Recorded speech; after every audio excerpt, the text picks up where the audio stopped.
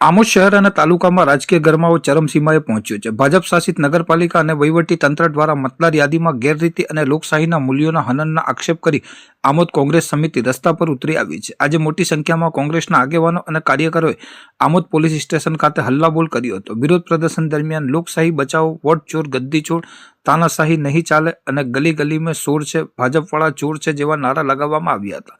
પક્ષ દ્વારા આક્ષેપ કરવામાં આવ્યો છે કે સત્તાધારી પક્ષના ઇશારે વહીવટી તંત્ર વિરોધ પક્ષના સમર્થકો અને સામાન્ય નાગરિકોના અવાજને દબાવવાનો પ્રયાસ કરી રહ્યું છે, જેના વિરોધમાં આજે 200 જેટલી વાંધા અરજીઓ અને ફરિયાદો પોલીસ ઇન્સ્પેક્ટરને સુપ્રત કરવામાં આવી હતી. આ વિરોધ પ્રદર્શનમાં સામેલ મહિલા કાર્યકર રાજ બિસ્મિલ્લાબેન સિરાજભાઈએ વહીવટી તંત્રની કામગીરી સામે ગંભીર સવાલો ઉઠાવ્યા હતા.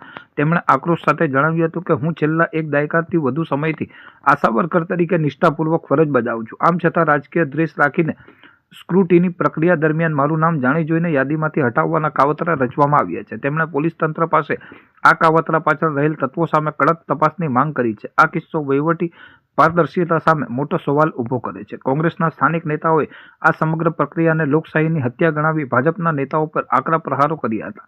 મીડિયા સાથેની વાતચીતમાં નેતાઓએ જણાવ્યું હતું કે આમોદ નગરપાલિકાના વર્તમાન પ્રમુખ, પૂર્વ પ્રમુખ અને ભાજપના શહેર પ્રમુખ સીધી રીતે વહીવટી પ્રક્રિયામાં હસ્તક્ષેપ કરી રહ્યા છે. લોકોના કાયદેસરના નામો સામે ખોટા વાંધા ઉઠાવીને તેમને હેરાન કરવામાં આવે છે. તેમણે વધુમાં કટાક્ષ કર્યો હતો કે જો ભાજપે સત્તાના જોરે ચૂંટણી જીતવી હોય તો લોકશાહીનું નાટક બંધ કરી દેશમાં ફરી રાજાશાહી કે અંગ્રેજો જેવું શાસન જાહેર કરી દેવું જોઈએ. નોંધનીય છે કે આ આંદોલનમાં માત્ર શહેર જ નહીં પરંતુ ગ્રામ્ય વિસ્તારના લોકો પણ જોડાયા હતા.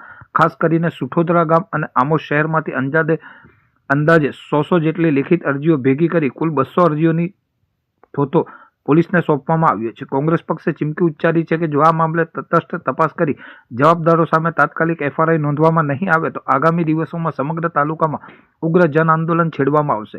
હાલમાં આ મામલે પોલીસ અને વહીવટી તંત્રની ભૂમિકા પર સૌની નજર ટકી છે.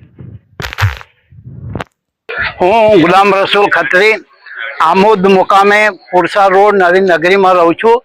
અમારા બોર્ડના સદસ્ય શ્રી બીજલભાઈ ભરવાડે ઈરાદાપૂર્વક મારું નામ કમી કરવા માટે 7 નંબરનો ફોર્મ ભરેલું છે.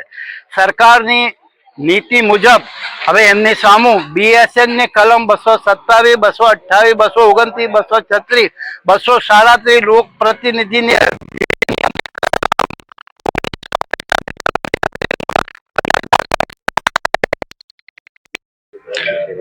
મારું નામ રાજ બિસ્મિલ્લાબેન સિરાજભાઈ છે અને હું 10-12 વર્ષથી હું આશા વર્કરનું કામ કરું છું અને આ લોકોએ મારું નામ ચૂંટણીમાંથી કાઢી નાખવાના લોકોએ પ્રયત્નો કર્યા છે. એટલા માટે હું આજે પોલીસ સ્ટેશનમાં વાંધા અરજી આપવા માટે આવી છું. એના માટે તમે સખ્ત પગલાં આગળ લેશો. અત્યારે હાલમાં જે SI ની જે કામગીરી થઈ એની વહીવટી તંત્રએ બહુ સારું એવું કામ કર્યું છે. એ બાબતે અમે વહીવટી તંત્રને શુભેચ્છા પાઠવીએ છીએ.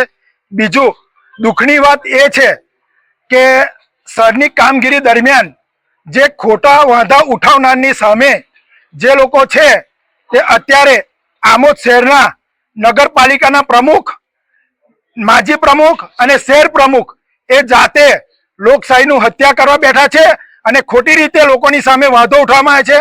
તેમજ આમોદ તાલુકામાં સુઠોદરા ગામે જે લોકોએ વાંધો ઉઠાવ્યો છે એમની સામે આજ રોજ અમે પોલીસ સ્ટેશનમાં FIR કરવા માટે અહીંયા હાજર થયા હતા અને FIR ની અરજીની કોપી અમે સુપ્રત કરી છે PI સાહેબને.